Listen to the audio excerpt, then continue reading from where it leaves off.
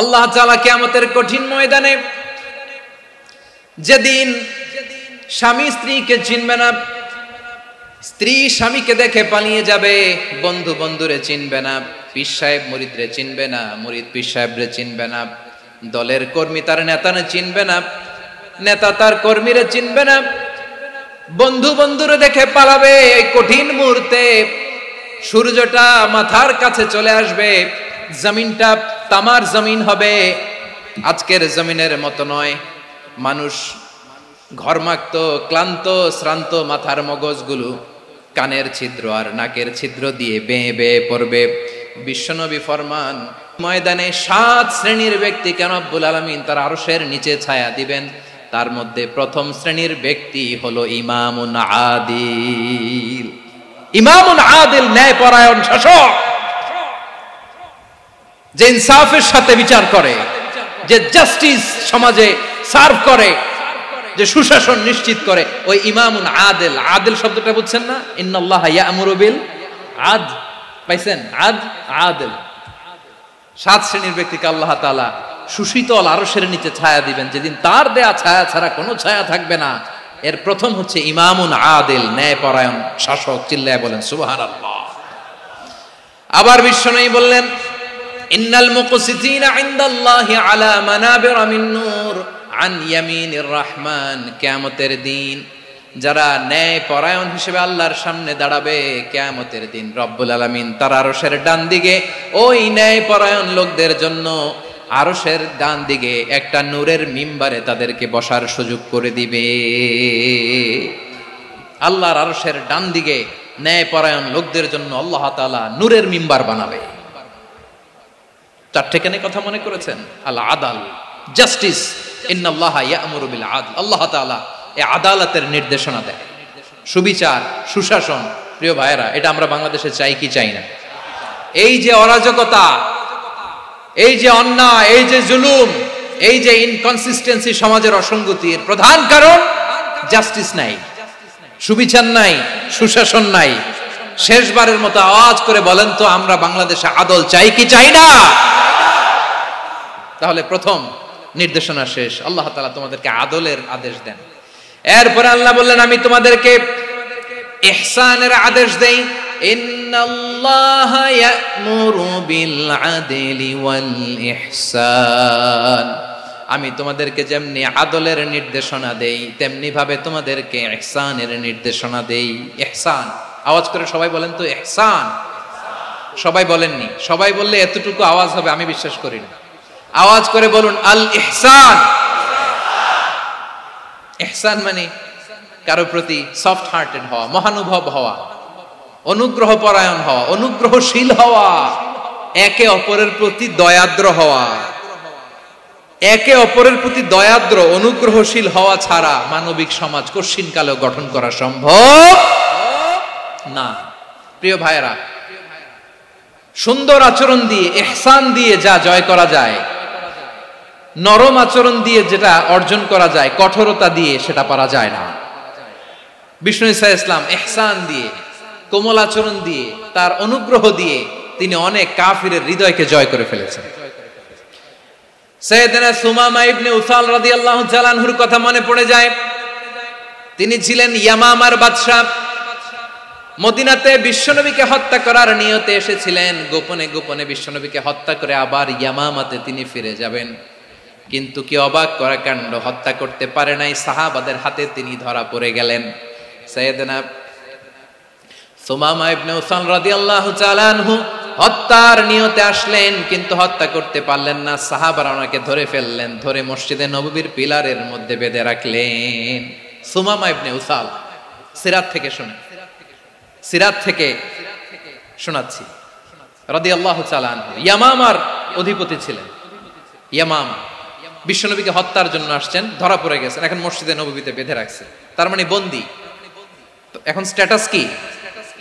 বন্দী, ক্যাপটিভ। তো বিষ্ণু ঈসা ইসলাম সাহাবাদেরকে বললেন, তার খোঁজ খবর নিও, সুমামা ইবনে উসালের খোঁজ খবর নিও। সাহাবারা বলেন, ইয়া রাসূলুল্লাহ, আপনাকে হত্যা করতে এসেছে, তার তো কঠিন ক্যাপিটাল পানিশমেন্ট হওয়া দরকার, কঠিন শাস্তি হওয়া দরকার। বিশ্বনবী বললেন, না, আমি যেটা জানি তোমরা সেটা জানো না। তোমরা সুমামার সাথে ভালো আচরণ করো, বিশ্বনবী সুমামার কাছে গেলেন। প্রথম দিন যে তিনি কালেমার দাওয়াত দিলেন, ইমানের দাওয়াত দিলেন, ইসলামের দাওয়াত দিলেন, রিসালাতের দাওয়াত দিলেন, আখিরাতের দাওয়াত দিলেন। পরের দিন যে বিশ্বনবী সালাতের দাওয়াত দিলেন, যাকাতের দাওয়াত দিলেন, ইসলাম কি, কিভাবে, কেমন করে পালন করতে হয় চমৎকার আর্টিকুলেট করতে শুরু করলেন। তন্ময় হয়ে সুমামা ইবনে উসাল রাদিয়াল্লাহু তাআলা আনহু বিশ্বনবীর কথাগুলো শুনতে আরম্ভ করলো। একদিন নয়, 2 দিন নয়, টানা 3 দিন বিশ্বনবী সুমামার কাছে ইসলামকে প্রেজেন্ট করেছেন, উপস্থাপন করেছেন। আওয়াজ করে বলেন, কয় দিন? 3 দিন। 3 দিন মসজিদে নববীতে বাধা। আর সাহাবীদেরকে বললেন, তার খোঁজ খবর নিও, তোমরা যে রুটি বানাও এর মধ্যে সবচেয়ে ভালো আটার রুটিটা তারে দিও, সবচেয়ে রিফাইন্ড খেজুর, যেটা পিওর খেজুর, এটা তারে দিও। আর বিশ্বনবী নিজের উট থেকে দুধ দহন করে ওনার বাড়ির এক কর্মচারীকে বলেছেন, দুধ দহন করে সুমামার জন্য নিয়ে যেও। সুবহানাল্লাহ পড়বেন না? সবাই তো অবাক, ইয়ামামা থেকে আসছে নবীকে হত্যা করতে, বিশ্বনবী দেখে তারে জামাই আদর করে, তাকে মজার মজার খাবার দিও, দুধ দিও, আদর আপ্যায়ন করো। একদিন নয়, 2 দিন নয়, টানা 3 দিন বিশ্বনবী এভাবে সুমামার কাছে যে ইসলামকে প্রেজেন্ট করতে আরম্ভ করলেন, ইসলামকে উপস্থাপন করতে শুরু করলেন। আর তাকে চমৎকার এন্টারটেইনমেন্ট, আপ্যায়ন দিতে আরম্ভ করলেন। টানা 3 দিন যখন ইসলামের দ্য বিউটিজ অফ ইসলাম, ইসলামের সুমহান বাণী, সৌন্দর্য তার কাছে উপস্থাপন শেষ, তাকে আপ্যায়ন শেষ, বিশ্বনবী বললেন সাহাবাদেরকে, যাও এবার সুমামার হাতের পায়ের রশি দুটো খুলে দাও। সাহাবারা বললেন, ইয়া রাসূলুল্লাহ, কি বলেন আপনি? ও তো হত্যাকারী, সুযোগ পায় নাই, আপনারে মারতে পারে নাই, ছেড়ে দিলে আবার ও আপনার উপর তলোয়ার নিয়ে ঝাঁপিয়ে পড়বে। নবী, এই সিদ্ধান্ত আপনি নিতে যাবেন না। বিশ্বনবী বললেন, যেটা বলেছি সেটা করো, সুমামার রশিগুলো ছেড়ে দাও, সুমামার হাতে পায়ের রশিগুলো যে তোমরা খুলে দাও। সাহাবারা তর্ক জুড়ে দিলেন, লা ইয়া রাসূলুল্লাহ, এমনটা করবেন না, তো ভয়ঙ্কর, ভয়ঙ্কর খুনি, কি জানি কি হয়ে যায়। বিশ্বনবী বললেন, না, তার হাতে পায়ের রশিগুলো খুলে দাও। সাহাবারা বিশ্বনবীর কথা মতো তার হাতে পায়ের রশিগুলো খুলে দিল। সুমামা মুহূর্তের মধ্যে মসজিদে নববী থেকে বের হয়ে ইয়ামামায় ফিরে না যে মসজিদে নববীর পাশে একটা খেজুর বাগান ছিল, সেখানে চলে গেলেন। সেখানে একটা ছোট্ট কুয়া ছিল, কুয়ার পানি দিয়ে তিনি গোসল করলেন। সুবহানাল্লাহ পড়েন। কুয়ার পানি দিয়ে গোসল করে মসজিদে নববীর সামনে এসে বিশ্বনবী এবং সাহাবাদের সামনে দাঁড়িয়ে সাব্বাবা উঁচু করে বললেন, আশহাদু আল্লা ইলাহা ইল্লাল্লাহ ওয়া আশহাদু আন্না মুহাম্মাদান আবদুহু ওয়া রাসূলুহু। আল্লাহু আকবার। আমি সাক্ষ্য দিচ্ছি আল্লাহ ছাড়া কোনো ইলাহ নাই, আর মুহাম্মদ আল্লাহ তাআলার প্রেরিত বান্দা এবং রাসূল। প্রিয় ভাইয়েরা, ইহসান দিয়ে যা জয় করা যায়, কঠোরতা দিয়ে সেটা কঠিনকালেও জয় করা যায় না। আওয়াজ করে বলেন ঠিক কি না? এবার সুমামা দাঁড়িয়ে বলে, ওগো নবী, আমি তো কালিমা পড়ে মুসলমান হয়ে গেলাম, এবার শোনেন, এই মুহূর্তের আগে আপনার চেহারার চাইতে নিকৃষ্ট কোনো চেহারা আমার কাছে ছিল না, কিন্তু শাহাদা পাঠ করার পরে আপনার চেহারার চাইতে উত্তম শ্রেষ্ঠ কোনো চেহারা আমার কাছে আর নাই। ও নবী, আজকের দিনের আগে ইসলাম ধর্মের চেয়ে নিকৃষ্ট অপছন্দনীয় কোনো ধর্ম আমার কাছে ছিল না, কিন্তু এই মুহূর্ত থেকে ইসলামের চেয়ে সেরা শ্রেষ্ঠ পছন্দনীয় কোনো ধর্ম আমার কাছে নাই। নবী গো, আজকের দিনের আগে মদিনার চাইতে অপছন্দনীয় নিকৃষ্ট কোনো শহর আমার কাছে ছিল না, কিন্তু এই মুহূর্তের পর থেকে মদিনার চাইতে কোনো শ্রেষ্ঠ শহর আমার জানা নাই। সে ছিল গমের বড় ডিলার, গম বেচতো। কি বেচতো? তার গম কিনে মক্কার লোকেরা রুটি খাইতো। সে ঘোষণা দিল, আজকে থেকে মক্কাবাসীদের জন্য সব গম আমি হারাম করে দিলাম, মক্কাবাসী এখন না খেয়ে মরে। সুবহানাল্লাহ পড়বেন না? মক্কাবাসী বিশ্বনবীর কাছে আসলেন, এসে বললেন, মুহাম্মদ, আমরা তো তোমার ভাই, তোমার চাচা, তোমার ভাতিজা, তোমার আত্মীয়, তুমি সুমামারে বলো সে যেন আবার গমের সাপ্লাই মক্কার জন্য অনুমতি দিয়ে দেয়। বিশ্বনবীর অনুমতি ক্রমে সুমামা আবার মক্কাতে গম পাঠাতে শুরু করলো। পড়েন সুবহানাল্লাহ।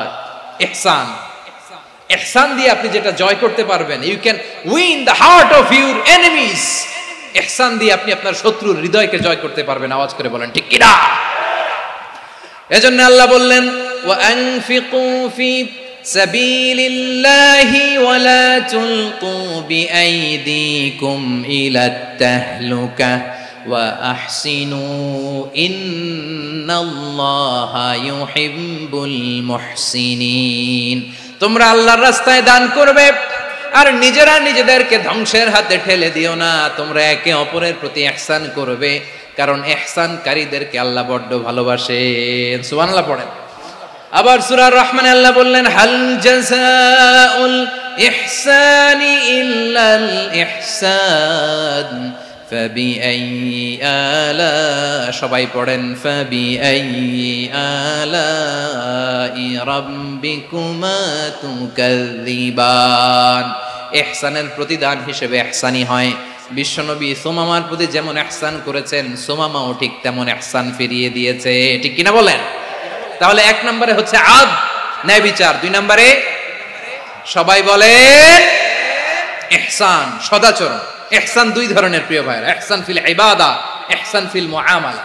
ইহসান ফিল ইবাদা হচ্ছে একাগ্র অনুভবে ইবাদতে ডুব দেওয়া, এর নাম ইবাদতের ইহসান। সুবহানাল্লাহ পড়ো। বিশ্বনবী বলেন ইহসান মানে কি জানো নাকি? হাদিসে জিবরিলে সাইয়েদনা জিবরিল আলাইহিস সালাম বিশ্বনবীকে বললেন, আখবিরনি আনিল ইহসান। নবী আমাদেরকে বলেন ইহসান মানে কি?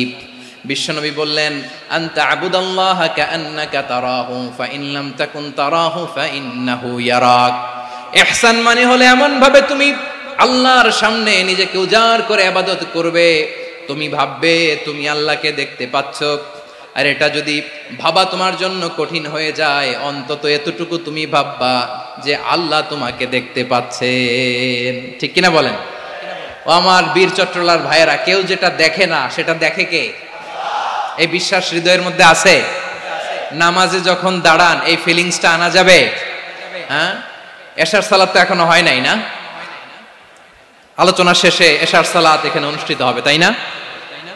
আচ্ছা বলুন তো, আমরা এশার সালাত পর্যন্ত বেঁচে থাকবো এই গ্যারান্টি আছে কার কার? হাত তোলেন। কয়েকজন হাত তুলছে পেছনে, না বুঝে তুলে ফেলছে। এশা পর্যন্ত যে আমরা হায়াত পাবো কোনো গ্যারান্টি আছে? সবাই আওয়াজ করে বলেন, গ্যারান্টি আছে? গ্যারান্টি নাই। এজন্য বিষ্ণু ইসলাম বলেছে এমন ভাবে নামাজে দাঁড়াও, ইবাদত করো, মনে করো হতে পারে এটাই আমার জীবনের শেষ নামাজ। পারফর্ম দ্য সালাহ as if this is your last and final prayer. এমন ভাবে সালাতে দাঁড়াও, ভাবো হতে পারে এটাই তোমার জীবনের শেষ নামাজ। এমন ভাবে নামাজে দাঁড়াও, ভাবো এটাই শেষ নামাজ। তাহলে নামাজে একাগ্রতা বাড়ায় দিবে কে? ফলে ইবাদতের ইহসান আমাদের অর্জিত হবে। আর মুআমালাতে ইহসান হলো, বিশ্বনবী বলেন, ইন্নাল্লাহা তাবারাকা ওয়া তাআলা কাতাবাল ইহসানা আলা কুল্লি শাই ফাইদা কাতালতুম ফাআহসিনুল কিতলা ওয়া ইযা যাবাহতুম ফাআহসিনুয যাবহা ওয়ালিয়ুহিদ্দা আহাদুকুম শাফরাতাহু ওয়ালিয়ুরিহ যাবিহাতাহু। ইহসান দুই ধরনের। আওয়াজ করে বলতে হবে, কয় ধরনের? সবাই বলুন আওয়াজ করে, কয় ধরনের? একটা হচ্ছে ইহসান ফিল ইবাদা, ইবাদতে ইহসান। ইবাদতে ইহসান কি?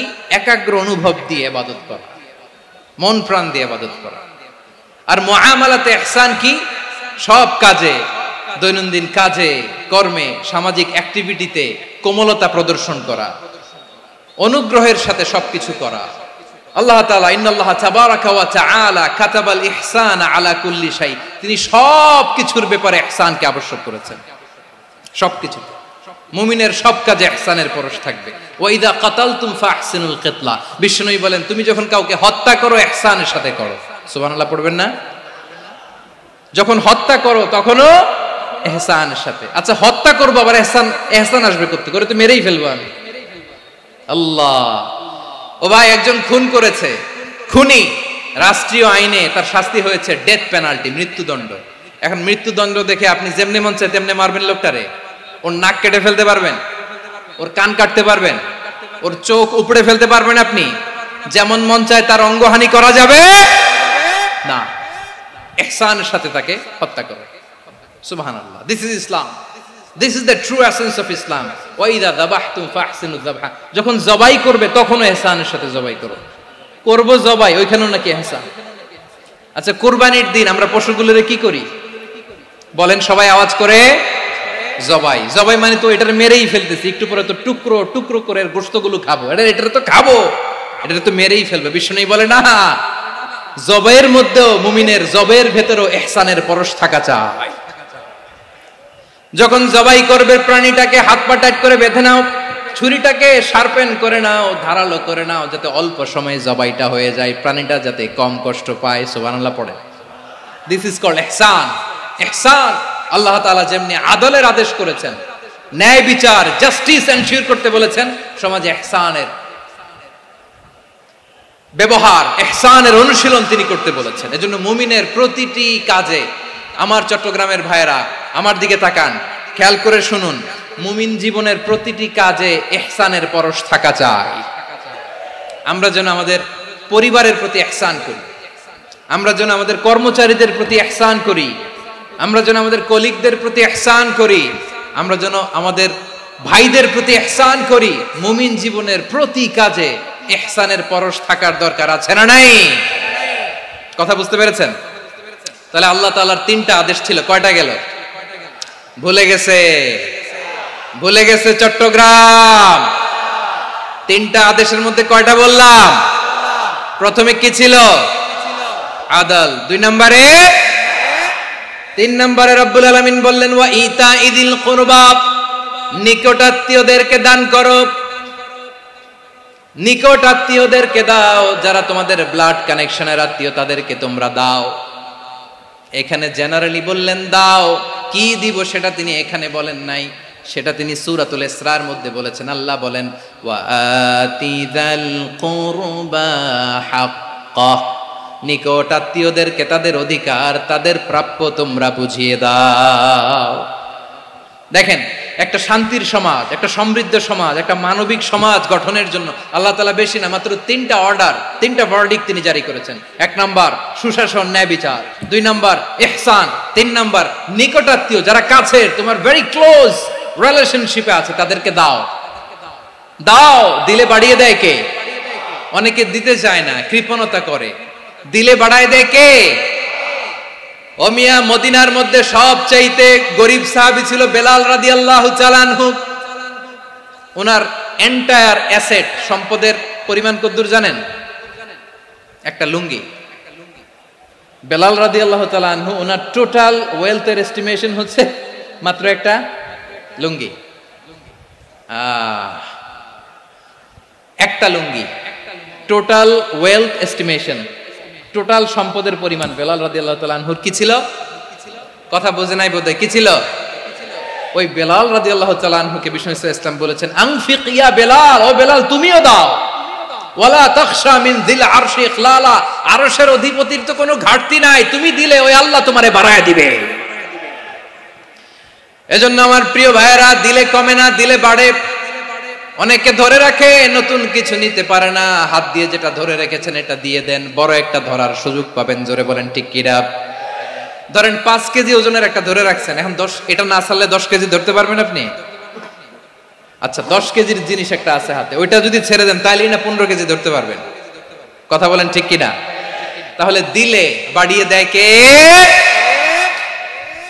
রব্বুল আলামিন বললেন 3 নাম্বার আদেশ হলো তোমাদের প্রতি সমাজটারে কেমন করে মানবিক সমাজ, সুন্দর সমাজ গড়বা।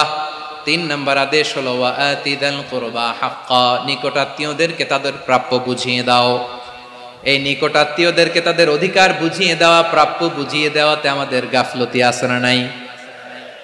চট্টগ্রামে নাই? মাশাআল্লাহ আছে, আছে। অনেকে দেখবেন অনেক আল্লাহওয়ালা, তাহাজ্জুদ গুজার, সেজদা দিতে দিতে কপালে কালো দাগ ফেলে দিছে, সে তার বোনের হকটা আদায় করে নাই। আছে না নাই? হ্যাঁ, এখানেও আছে। সর্বনাশ। অনেক বড় হাজী সাহেব, বিশাল লম্বা দাড়ি, ছেলেরে সব দিয়ে দিছে, মেয়েরে কিছু দেয় নাই, মেয়ের হক আদায় করে নাই। আছে না নাই? এই হাজী সাহেবেরা, এই আল্লাহওয়ালারা কিয়ামতের ময়দানে আটকে যাবে। আপনি অন্যের অধিকার নষ্ট করেছেন, তাদের রাইটস কে ভায়োলেট করেছেন। এজন্য আল্লাহ তাআলা বলেন, কারো অধিকার যদি কেউ নষ্ট করে, ওই সমাজটা মানবিক সমাজ কঠিনকালেও হতে পারে না। এজন্য 3 নম্বর আল্লাহ বললেন ওয়া ইতাইদিল কুরবা, নিকটাত্মীয়দেরকে দাও। কি দিবা? তাদের অধিকার দিয়ে দাও, বোনের অধিকার বুঝিয়ে দাও। মেয়ের অধিকার বুঝিয়ে দাও, ফুফুর অধিকার বুঝিয়ে দাও। দেখবেন অনেক মায়েরা ছেলের পাতে মুরগির রান দেয়, মেয়ের পাতে দেয় মুরগির ঠ্যাং। এরকম আছে না নাই? ছেলেরা কি দেয় মুরগির, মেয়ের পাতে কি দেয়? তো মেয়ের কি মুরগির রান খেতে মনে চায় না? মনে চায় না? এমনটা করা যাবে না। নিকটাত্মীয়দেরকে অধিকার দিয়ে দাও, নিকটাত্মীয়ের সাথে সুসম্পর্ক রাখো। আদেশটা কার? এজন্য প্রিয় ভাইয়েরা, জীবনে যদি বারাকা অর্জন করতে চান, নিকটাত্মীয়দের সাথে সুসম্পর্ক রাখতে হবে, তাদের জন্য উপহার পাঠাতে হবে। বিশ্বনবী বলেন, লা ইয়াদখুলুল জান্নাতা কাতে, যে ব্যক্তি আত্মীয়তার সম্পর্ককে ছিন্ন করে দেয়, সে কশিন কালেও আল্লাহর জান্নাতে ঢুকবে না। আপনি কি এটারে সহজ হাদিস মনে করছেন? এটা সহজ কথা? আপনি ভাবছেন আপনার নামাজ আপনারে বাঁচাতে পারবে, আপনার রোজা বাঁচাতে পারবে, আপনার তাহাজ্জুদ আপনারে বাঁচাতে পারবে? অধিকার নষ্ট করলে কিছুই আপনারে বাঁচাতে পারবে না। এজন্য নিকট আত্মীয়দেরকে দিতে হবে বেশি বেশি। বিশ্বনবী বলেন, ইন্না সাদাকাতা আলাল মিসকিনি সাদাকা ওয়া আলা যির রাহিমি ইসনাতান সাদাকাতুন ওয়া সিলা। মিসকিন রে দান করলে শুধু দানের সওয়াব হয়, নিকট আত্মীয়কে দান করলে দুইটার সওয়াব হয়, সাদাকার সওয়াব হয়, আবার আত্মীয়তার বন্ধন অটুট রাখার সওয়াব হয়ে যায়। আবার বিশ্বনবী বললেন, মান সাররাহু আইয়ুবসাতা লাহু ফি রিজকিহি ওয়া ইউনসা লাহু ফি আসারিহি ফালইয়াসিল রাহিমা। যে ব্যক্তি তার রিজিকের প্রশস্ততা চায় আর হায়াতে বরকত চায়, সে যেন তার আত্মীয়ের সাথে সুসম্পর্ক রাখে। আমার প্রিয় চট্টলার ভাইয়েরা, আমাদের রিজিক বাড়ুক, এটা আমরা চাই কি চাই না? সবাই চান? হ্যাঁ, আমাদের রিজিকে প্রশস্ততা আসুক, চাই কি চাই না? আমাদের হায়াতে বরকত আসুক, আমরা চাই কি চাই না? এই দুইটা যদি চান, তাহলে নিকট আত্মীয়দের সাথে সুসম্পর্ক রাখবেন। পারবেন? তাহলে সমাজটারে মানবিক সমাজ বানায় দিবে কে? তিনটা আদেশ চলে গেল। কয়টা? আওয়াজ করে বলেন। 1 নম্বরে কি ছিল? 2 নম্বরে, 3 নম্বরে নিকট আত্মীয়দেরকে দান। আপনাদেরকে আরো শোনার আগ্রহ আছে? আপনাদের মনোযোগ আছে না গেছে? কষ্ট হচ্ছে না? মাশাআল্লাহ, মাশাআল্লাহ। তাকবীর পড়ুন, লিল্লাহি তাকবীর।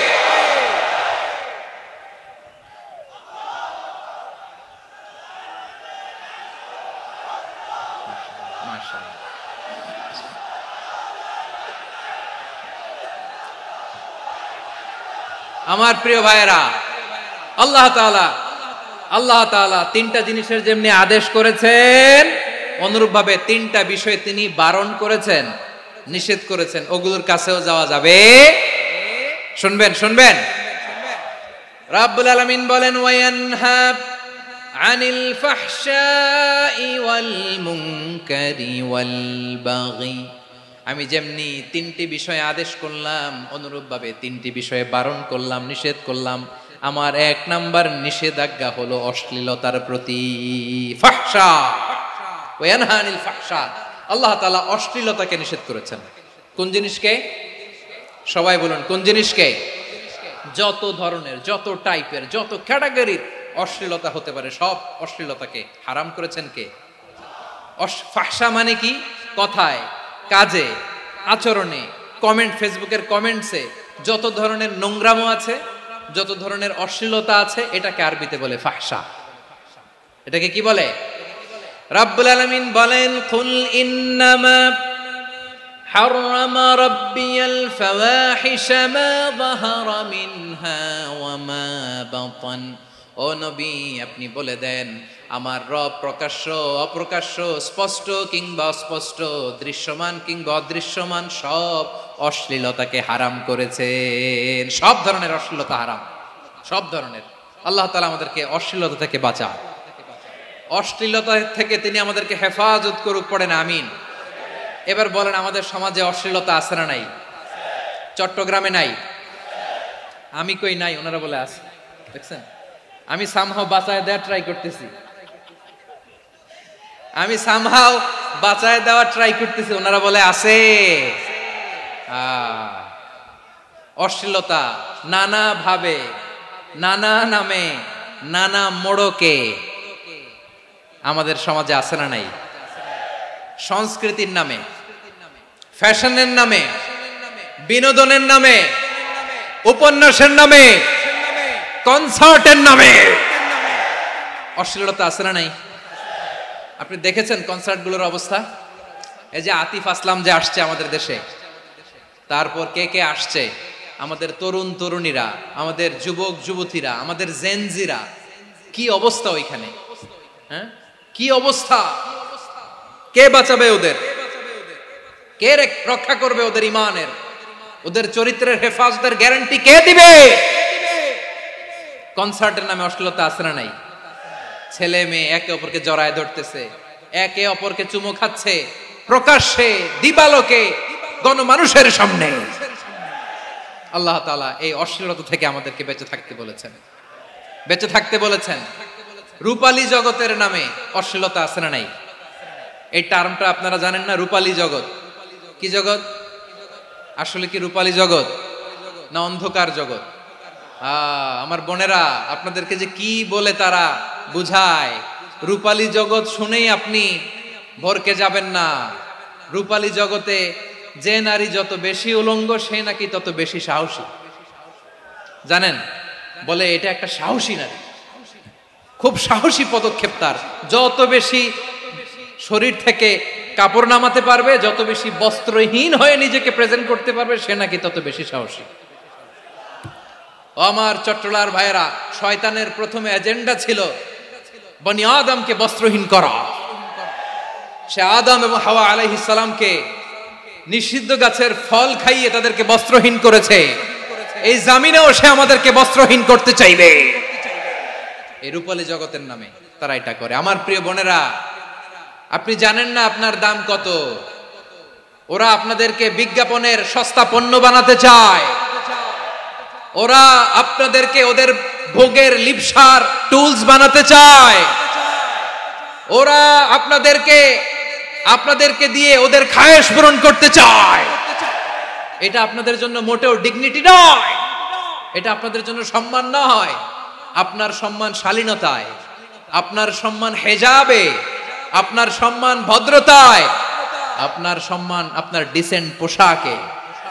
পোশাক বলে দেয় এই নারীটা ভদ্র না অভদ্র। পোশাক বলে দেয় এই মেয়েটা কোন ঘরের মেয়ে। আওয়াজ করে বলেন ঠিক কিনা? আপনি জানেন না, আপনারা সস্তা পণ্য বানায়, ভোগের পণ্য, বিলবোর্ডে আপনাকে উলঙ্গ করে উপস্থাপন করে। এই অশ্লীলতার সাথে ইসলামের কোনো সম্পর্ক।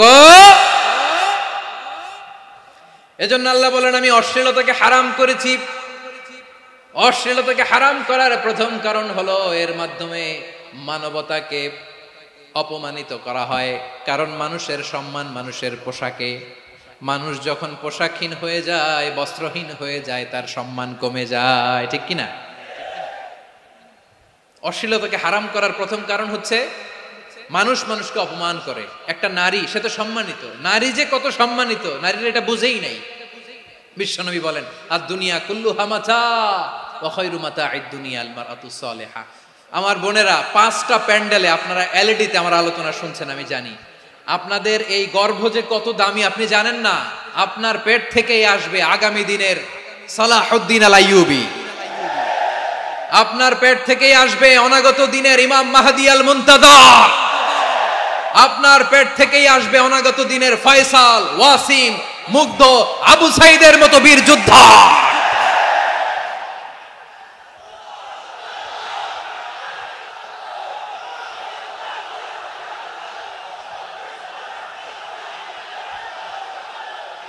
আমার প্রিয় বোনেরা, আমার প্রিয় বোনেরা, বিশ্বনবীর কথার ওজন খেয়াল করেন। আর দুনিয়া কুল্লুহা মাতা ওয়া খায়রু মাতা'আদ দুনিয়া আল মারআতু সালিহা। দুনিয়ার সবকিছুই অ্যাসেট, এর মধ্যে সবচেয়ে দামি অ্যাসেট নেককার নারী। আপনার গর্ভ যে কত দামি আপনি জানেন না। নিজের সময়টাকে কাজে লাগান, কোরআন পড়েন, সুন্নাহ পড়েন। আপনার অনেক দায়িত্ব ঘরে। You are the MD of your family. একটা family it's a very big institution. পরিবার একটা অনেক বড় প্রতিষ্ঠান। and you are the MD of your institution. আপনি এই পরিবারের MD, managing director of your family. এখানে আপনার কত দায়িত্ব। আপনি ছেলে মেয়েদেরকে তারবিয়া করবেন। আপনি আপনার স্বামীর জন্য ঘরটারে জান্নাতের নীর বানাবেন। আপনার জন্য জান্নাতের ডুপ্লেক্স বাড়ি ওইখানে তৈরি করে রাখবে কে? আপনি যে কত দামি আপনি জানেন না। নারীদেরকে আল্লাহ বানিয়েছেন উচ্চতর করে, নিম্নতর নয়। নারীদেরকে ছোট্ট জিনিস দিলে এটারে বড় করে দেয়। নারীদেরকে ভ্রূণ দিলে, শুক্রাণু দিলে নারী এটারে বাচ্চা হিসেবে উপহার দেয়, ঠিক কিনা? বিয়ের মাধ্যমে স্বামী যখন তার শুক্রাণু তার স্ত্রীকে উপহার দেয়, স্ত্রী রিটার্নে কি উপহার দেয়? ফুল ফর্ম বেবি, মানব সন্তান। দেখছেন, আপনি দিলেন একটুক, উনি দিছে বিশাল। আপনি যদি নারীকে বাজার এনে দেন, নারী এটাকে সুস্বাদু খাবারে রূপান্তর করে দেয়।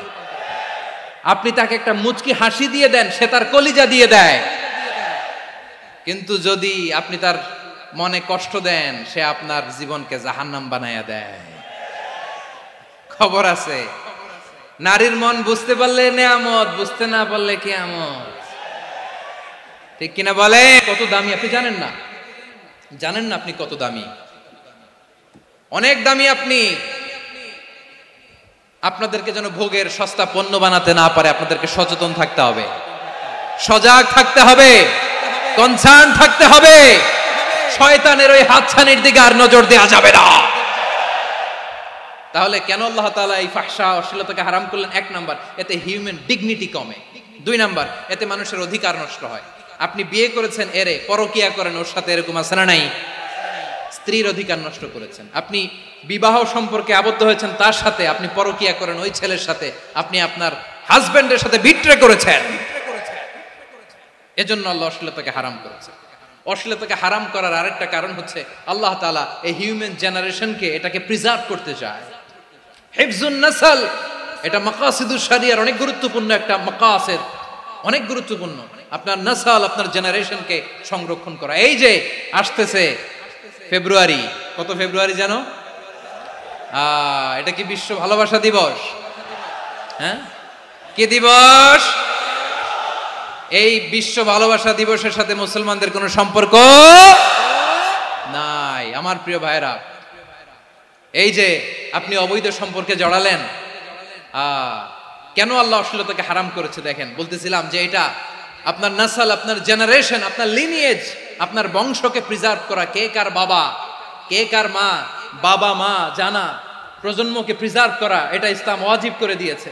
এই যে অবৈধ সম্পর্কের কারণে, বিশ্ব বেহায়া দিবসের কারণে, এগুলোর আউটকাম, আউটপুট হিসেবে মাঝে মাঝে ঢাকা মেডিকেলের ডাস্টবিনে নবজাতকের বাচ্চার কান্নার আওয়াজ শুনতে পাওয়া যায়। চট্টগ্রাম মেডিকেলের ডাস্টবিনে নবজাতকের কান্না শুনতে পাওয়া যায়। বীর চট্টলার মুসলমানেরা বুঝতে পারলে আওয়াজ করে বলেন, এই যে চট্টগ্রাম মেডিকেলে যে নবজাতকটা পাওয়া গেল, ওর বাবাকে আমাকে বলেন, ওর বাবাকে, ওর মাকে, ও কোন ফ্যামিলির সন্তান কেউ জানে? আপনি হিউম্যান ডিগনিটিকে অপমান করেছেন না? আপনি তার ভবিষ্যৎকে অন্ধকার করেছেন না? আপনি তার লিনিয়েজকে প্রশ্নবিদ্ধ করে দিয়েছেন না? এই জন্য আল্লাহ তাআলা অশ্লীলতাকে আমাদের জন্য হারাম করে দিয়েছেন। পড়েন সুবহানাল্লাহ। এই জন্য রাব্বুল আলামিন বলেন, কুল ইন্নামা হারামা রাব্বিয়াল ফাওয়াহিশা মা যাহারা মিনহা ওয়া মা বাতান। প্রকাশ্য অপ্রকাশ্য সব অশ্লীলতাকে হারাম ঘোষণা করে দিয়েছে কে? আবার দুনিয়ার বুকে যারা অশ্লীলতার প্রসার করে তাদের জন্য শাস্তি মজুদ রেখেছে কে?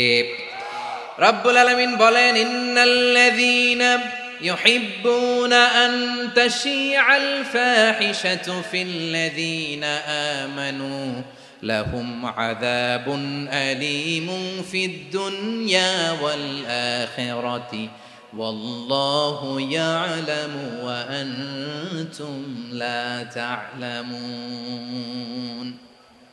নিশ্চয়ই যারা বিশ্বাসীদের মাঝে অশ্লীলতার প্রচার প্রসার করতে চায় তাদের জন্য আমি মর্মন্তুদ শাস্তি প্রস্তুত করে রেখেছি, দুনিয়াতেও রেখেছি, আখিরাতেও রেখেছি। ঘোষণাটা কার?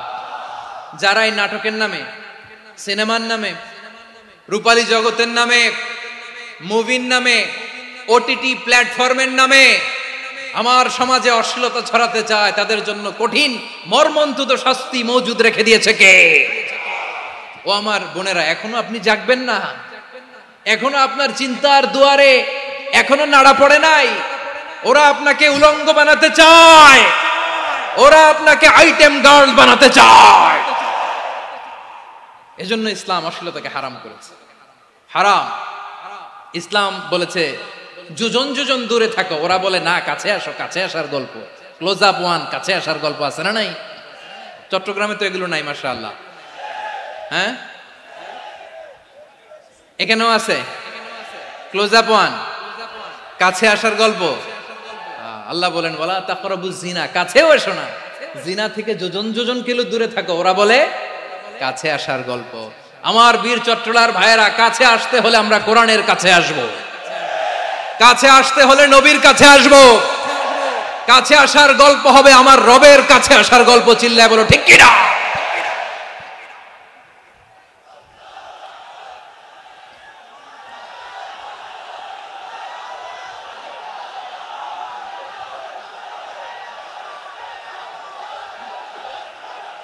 বসুন বসুন আমার ভাইয়েরা। তাহলে অশ্লীলতার সাথে আমাদের কোনো সম্পর্ক? সবাই বলতে পারেননি, আওয়াজ করে বলুন, অশ্লীলতার সাথে আমাদের কোনো সম্পর্ক? আমরা এই সমস্ত ক্লোজ আপ ওয়ান, কাছে আসার গল্পের প্রোগ্রামে যাব? আমরা কোন ধরনের অশ্লীল কন্টেন্ট সোশ্যাল মিডিয়ায়, টিভিতে দেখব? কি যুগ যে আমরা কাটাচ্ছি আপনি কল্পনা করতে পারবেন না। পর্ন ইন্ডাস্ট্রি, নারী পুরুষের বস্ত্রহীন যুগল দৃশ্য, এটাকে দিয়ে ওরা কোটি ডলারের ইন্ডাস্ট্রি বানিয়েছে।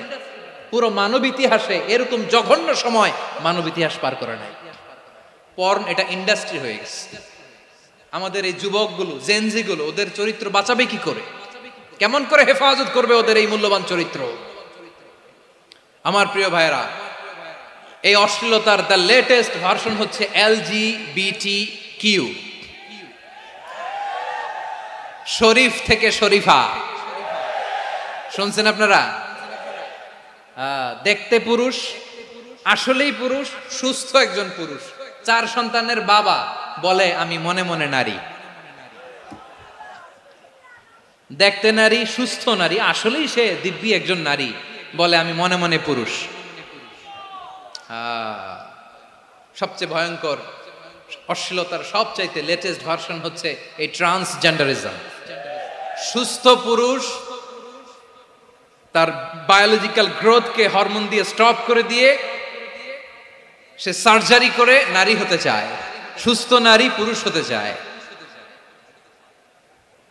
পুরুষ পুরুষের প্রতি সেক্সুয়ালি আকর্ষণ বোধ করে, এটা লূত আলাইহিস সালামের কওমের মধ্যে ছিল। এটাকেও আল্লাহ কোরআনে ফাহিশা বলেছেন। ওয়ালুতান ইয ক্বালা লিকওমিহি আতাতুনাল ফাহিশাতা মা সাবাকাকুম বিহা মিন আহাদিম মিনাল আলামিন। লূত আলাইহিস সালাম বললেন, তোমরা কি এমন এক অশ্লীল কার্যক্রমে ডুব দিলে নাকি যেটা গোটা বিশ্বের কেউ কখনো করে নাই, তোমরাই প্রথম করেছো। পড়েন নাউযুবিল্লাহ। এই পশ্চিমের এই রোগ আমার দেশে যেন আসতে না পারে, আমাদের সজাগ থাকতে হবে। প্রিয় ভাইরা, চিল্লায় বলেন ঠিক কিনা? পশ্চিমের অবস্থা ভয়ঙ্কর। পাশ্চাত্যে, আমি যুক্তরাষ্ট্রে ছিলাম অনেকদিন, কয়েক মাস, বিভিন্ন স্টেটে ঘুরেছি। গার্ডিয়ানরা উদ্বিগ্ন, ছেলে মেয়েদেরকে, ছোট্ট ছেলে মেয়ে, ওদেরকে জিজ্ঞেস করে, তুমি how do you feel right now inside yourself? তুমি ভিতরে ভিতরে কেমন ফিল করো? তোমার কি ছেলে ছেলে লাগে না মেয়ে মেয়ে লাগে? আচ্ছা বলেন, এই ছোট্ট বাচ্চাটাও কি এগুলো জেন্ডার অ্যাসাইনমেন্ট বলতে এগুলো কিছু বুঝে? এইভাবে মিসগাইড করা হচ্ছে। কৌতূহল বশত ছোট্ট ছেলে যদি বলে আমার তো মেয়ে মেয়ে লাগে, তখন বলে যে না তুমি মেয়ে, ছেলে না। মা বাবা বাধা দিলে ওকে আলাদা গভর্নমেন্ট হাউসে নিয়ে যাবে। ভয়ঙ্করতম অবস্থা। আমরা একটা সময় শুনতাম যে হুজুর আমার ছেলেটা খুব ভালো, হাফেজে কোরআন, আল্লাহওয়ালা। হুজুর আমার ছেলে দাড়ি রাখছে, আল্লাহওয়ালা।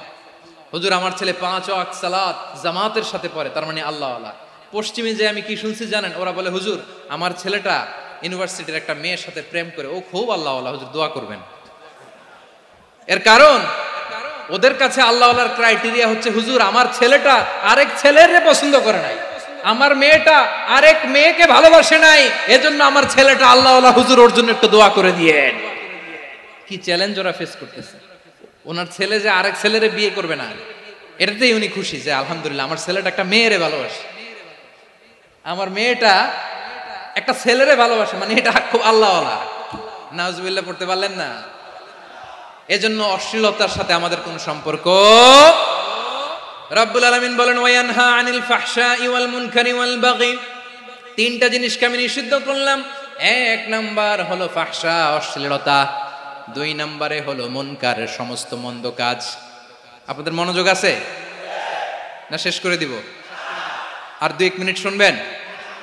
আচ্ছা বলি তাহলে, আর 2-1 মিনিট। তাহলে নিষেধাজ্ঞা জারি করেছেন তিনটা জিনিসের উপর। এক নাম্বার কি? ফাহশা, অশ্লীলতা। দুই নাম্বার মুনকার। মুনকার মানে হচ্ছে যত মন্দ কাজ, খারাপ কাজ, বাজে কাজ, এটার বলে মুনকার। এটার কি বলে? আপনারা পড়ছেন না, তা'মুরুনা বিল মা'রুফি ওয়া তানহাউনা আনিল মুনকার। ভালো কাজের আদেশ, সৎ কাজের আদেশ, অসৎ কাজের নিষেধ। মুনকার, মুনকার হচ্ছে মানুষের স্বাভাবিক বিবেকবোধ যেটাকে খারাপ বলে, ওইটাই মুনকার। পৃথিবীর সব আসমানি গ্রন্থ যেটাকে খারাপ বলেছে, মানুষের স্বাভাবিক বিবেকবোধ যেটাকে খারাপ বলেছে, এগুলো সব মুনকার। যেমন ইফটিজিং, এটা কি ভালো না খারাপ? মজুদদারি, খাদ্যে ভেজাল দেওয়া, ওজনে কম দেওয়া, মাছে ফরমালিন মিশানো, চাঁদাবাজি, টেন্ডারবাজি, দখলবাজি, এগুলো আমাদের স্বাভাবিক বিবেকেই বলে এগুলো খারাপ, এগুলো হচ্ছে মুনকার। আল্লাহ তাআলা এই মুনকার থেকে আমাদেরকে বেঁচে থাকতে বলেন, আর শয়তান এই মুনকারের প্রতি আমাদেরকে উদ্বুদ্ধ করে। আল্লাহ তাআলা বললেন, ইয়া আইয়ুহাল্লাযীনা আমানু লা তাত্তাবিউ খুতুওয়াতিশ শাইতান ومن يتبع خطوات الشيطان فإنه يأمر بالفحشاء والمنكر। আল্লাহ বললেন, ও আমার গোলামেরা শোনো শোনো, ও আমার বিশ্বাসী বান্দারা খবরদার, তোমরা কশিনকালেও শয়তানের পদাঙ্ক অনুসরণ করবে না, কারণ শয়তান তোমাদেরকে অশ্লীলতা এবং মন্দ কাজের দিকে উদ্বুদ্ধ করে। আমাদের কাজ হচ্ছে শয়তান আমাদেরকে যেদিকে নিতে চায় আমরা তার উল্টা দিকে যাব, ঠিক কিনা বলে? শয়তান এই মন্দ কাজকে আমাদের কাছে বিউটিফাই করে, চাকচিক্যময় করে আমাদের সামনে উপস্থাপন করে। এজন্য আল্লাহ বলেন মুনকারকে থামাতে হবে, মুনকার প্রতিরোধ করতে হবে। মুনকার প্রতিরোধের দায়িত্ব শুধু আমাদের নাকি? শুধু আপনার খতিব সাহেবের, ইমাম সাহেবের, নাকি মুসলিম উম্মার সবার? আওয়াজ করে বলুন, মুনকার অসৎ কাজ প্রতিরোধের দায়িত্ব কার? রাব্বুল আলামিন বলেন, কুনতুম খায়রা উম্মাতিন উখরিজাত লিন-নাসি তা'মুরুনা বিল মা'রুফি ওয়া তানহাউনা আনিল মুনকার। তোমাদেরকে শ্রেষ্ঠ জাতি করে জমিনের মধ্যে আবির্ভূত করা হয়েছে, যাতে করে তোমরা জমিনের ভেতরে সৎ কাজের আদেশ করতে পারো আর অসৎ কাজের নিষেধ করতে পারো। উম্মাহ কুনতুম খায়রা, তাহলে গোটা উম্মার দায়িত্ব, এটা বুঝতে পারছেন তো? আচ্ছা, আরো নিচে আসেন। এরপরে আল্লাহ বললেন, শুধু উম্মাহ না, এই জমিনের রাজত্ব আমি যাদের হাতে দেই, এই জমিনের মালিক আমি যাদেরকে বানিয়ে দেই, যাদেরকে আমি সরকারের দায়িত্ব দেই, তাদেরকেও মুনকার প্রতিরোধের দায়িত্ব দিয়েছে কে? আল্লাহ বলেন, যারা ক্ষমতার মসনদে বসেছে তাদেরকে 4 দফা কর্মসূচি আমি আল্লাহ দিলাম। আওয়াজ করে বলেন, কয় দফা? আল্লাহ বলেন, আল্লাযীনা ইম্মাক্কান্নাহুম ফিল আরদি আকামুস সালাতা ওয়া আতাউয যাকাতা ওয়া আমারু বিল মা'রুফি ওয়া নাহাউ আনিল মুনকার ওয়ালিল্লাহি আকিবাতুল উমুর। যারা এই জমিনের উত্তরাধিকার হয়েছে তারা 4 দফা কর্মসূচি নিয়ে সামনে আগাবা। সালাত কায়েম করবা, যাকাত আদায় করবা, সৎ কাজের আদেশ দিবা, অসৎ কাজ থেকে মুনকার প্রতিরোধ করবা। আদেশটা কার?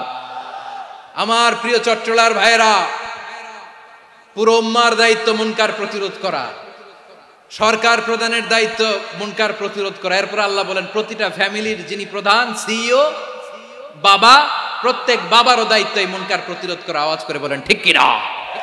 যেমনটি সাইয়েদনা লুকমান আলাইহিস সালাম ওনার কলিজার টুকরা সন্তানকে আদেশ করেছেন, ইয়া বুনাইয়া আকিমিস সালাতা ওয়া'মুর বিল মা'রুফি ওয়ানহা আনিল মুনকার। পড়েন সুবহানাল্লাহ।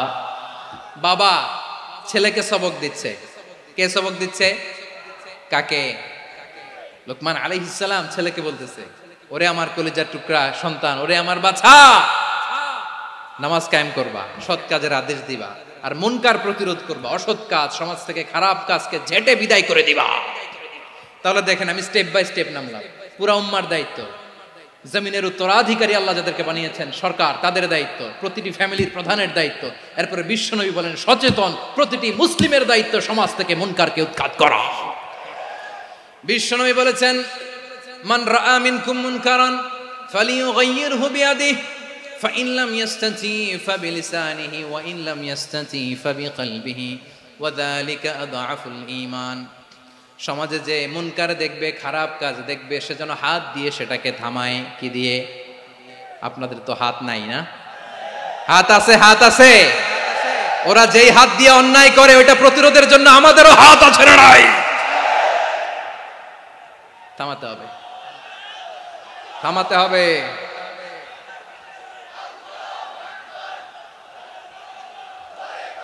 বসুন আমার প্রিয় ভাইয়েরা, ওরা ওদের যে হাত দিয়ে টেন্ডারবাজি করে, চাঁদাবাজি করে, ইফটিজিং করে, দখলবাজি করে, যে হাত দিয়ে, ওই মুনকার থামায় দেওয়ার জন্য আল্লাহর দেয়া আমাদেরও দুটি হাত আছে না নাই? আমাদেরও হাত আছে, থামাইতে হবে, থামাইতে হবে, হিম্মত করতে হবে। আমার প্রিয় ভাইয়েরা, না থামালে আমরাই ডুববো শেষমেশ। আমাদের বাঁচার জন্য হলেও থামাইতে হবে। রব্বুল আলামিন বলেন ওয়াত্তাকু ফিতনাতাল লা তুসিবান্নাল্লাযীনা যালামু মিনকুম খাসসা।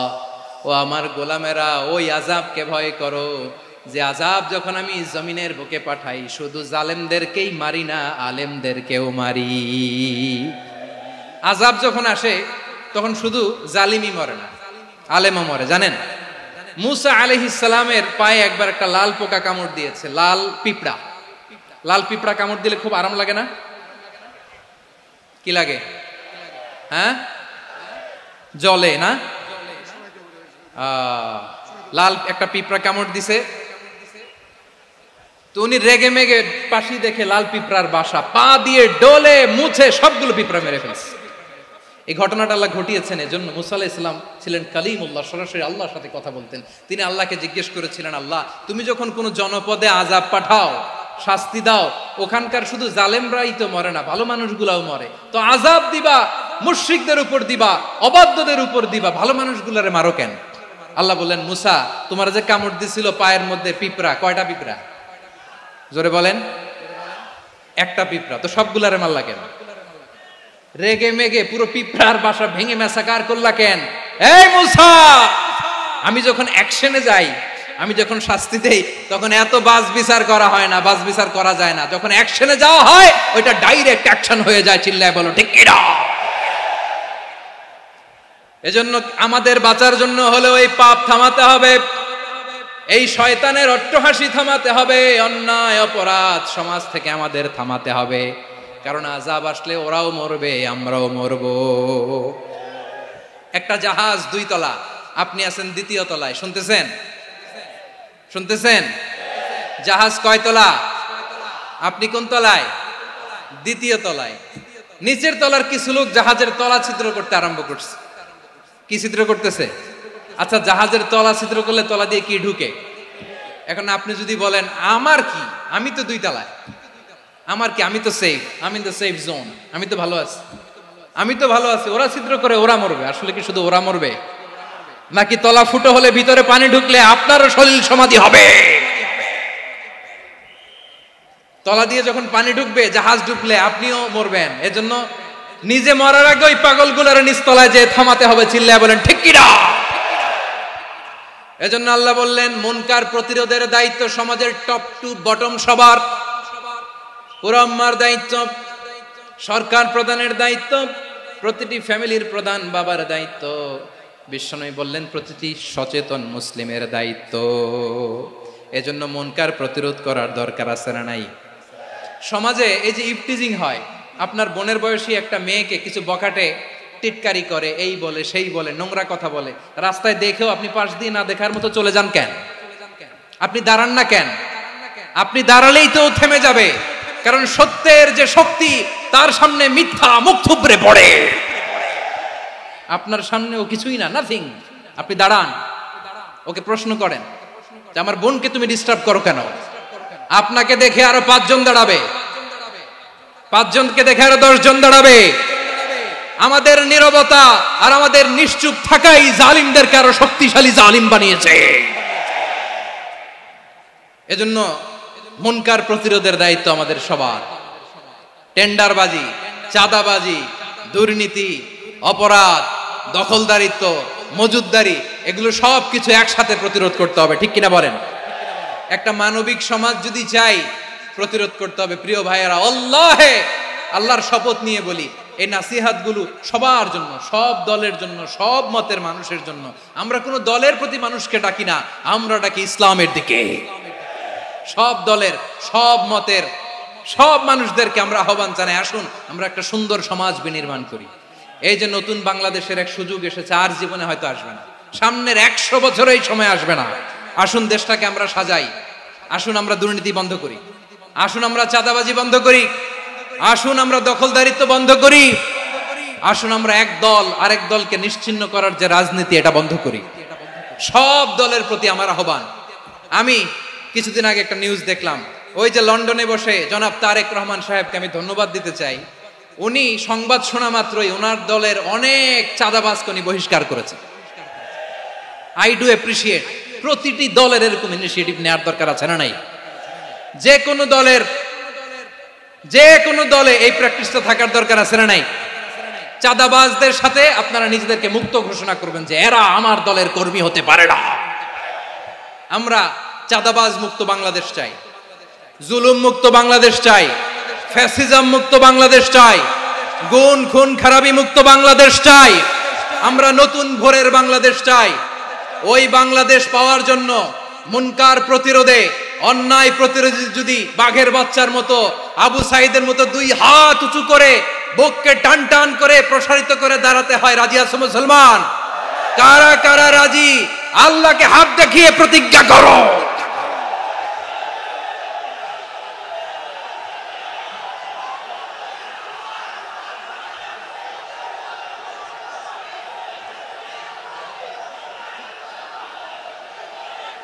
আমার প্রিয় ভাইয়েরা, বসুন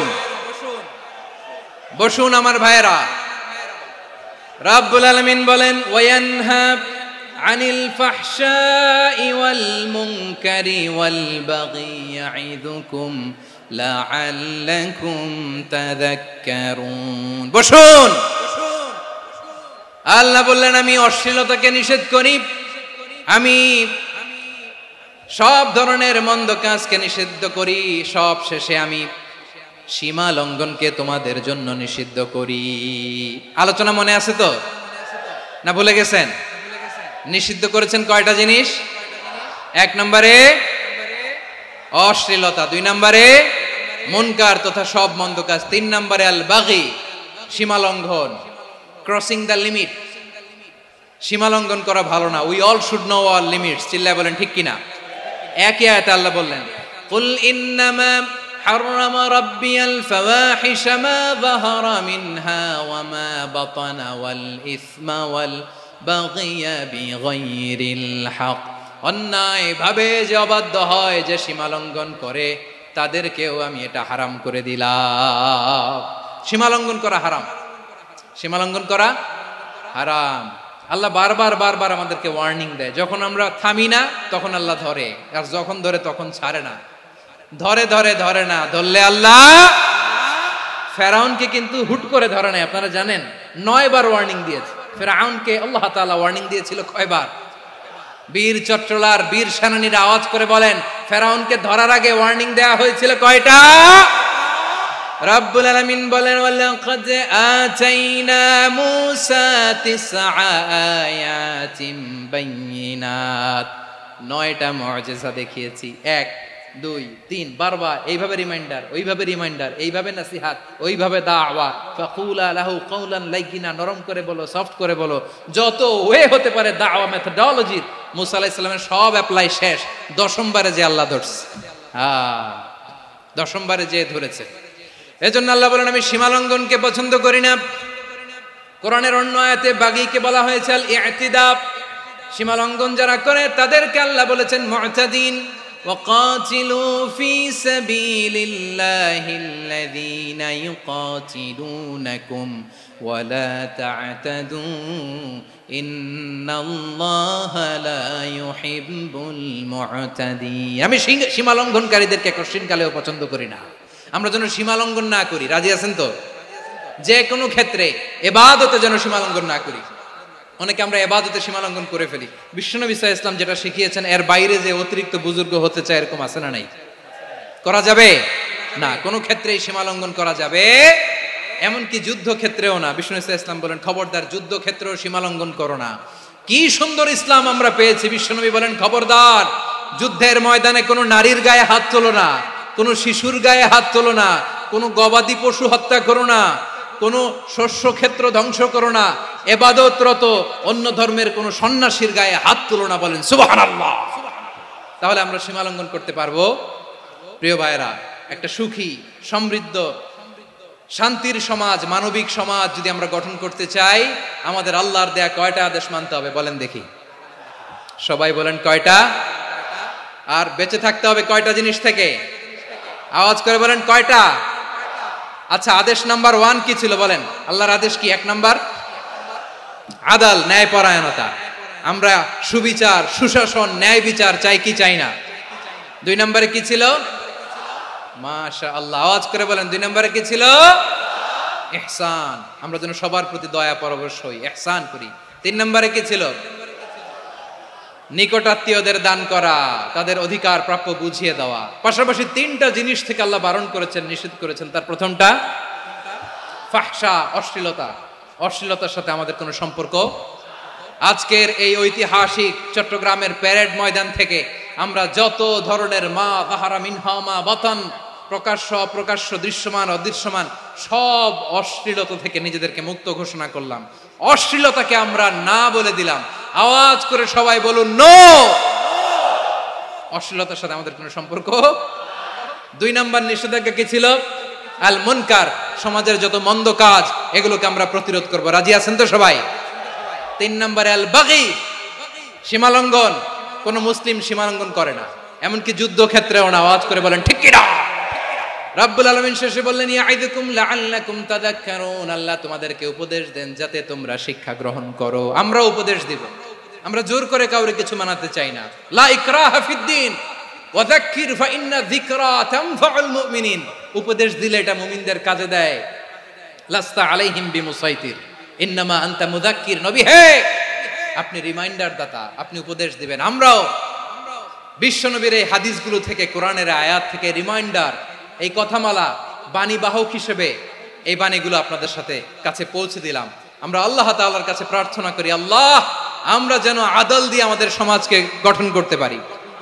আল্লাহ আমরা যেন ইহসান করতে পারি, আমরা যেন নিকটাত্মীয়দের দান করতে পারি। আল্লাহ যত ধরনের অশ্লীলতা, অনাচার, মন্দ কাজ, সীমালঙ্ঘন, অবাধ্যতা থেকে যেন আমরা বেঁচে থাকতে পারি। আল্লাহ তাআলা আমাদের সবাইকে কথাগুলো বোঝার ও আমল করার তৌফিক দান করুক। হাযা মা ইনদি ওয়াল ইলমু ইনদাল্লাহ আলাইহি তাওয়াক্কালতু ওয়া ইলাইহি উনীব। প্রিয় ভাইরা, আমি আপনাদের সবার জন্য দোয়া করি, আপনারাও আমার জন্য দোয়া রাখবেন। আমাদের পাশেই আছেন আমাদের সকলের শ্রদ্ধাভাজন, আমাদের মুরব্বী আওলাদে রাসূল আনোয়ার হোসেন তাহের জাবির আল মাদানী হাফিজাহুল্লাহ ওয়া রাআ। সবাই বসুন। উঠবেন না, কেউ উঠবেন না। উঠলেন কেন? উঠলেন কেন? প্যারেড ময়দানের প্রোগ্রাম তো এরকম হইতে পারবে না। বসুন, এটা আল্লামা সাঈদীর স্মৃতি বিজড়িত মাহফিল। বসুন, বসুন। এই মাহফিলের আদব আছে। বসুন, বসুন।